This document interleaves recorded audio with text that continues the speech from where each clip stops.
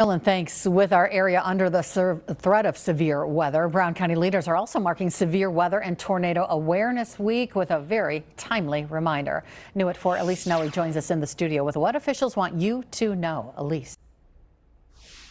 Well, Cami, county leaders say this week isn't just about awareness. It's about making sure families know exactly what to do before dangerous weather strikes. And that includes knowing where to go before a storm and having a safe place to meet with your family members.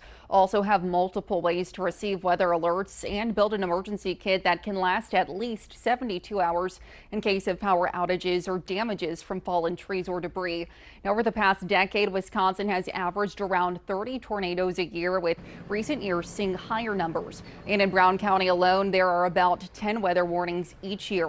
Now, these numbers are why Brown County officials say knowing the difference between each warning so you can take action when it matters most.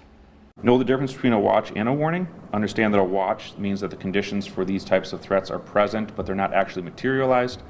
A warning means that they are actually or about to occur. They're physically seen by a trained spotter or National Weather Service, and that you want to take action immediately. They're also encouraging you to take part in statewide tornado drills happening this Thursday as a way to practice your plan as we continue on into severe weather season. Cami.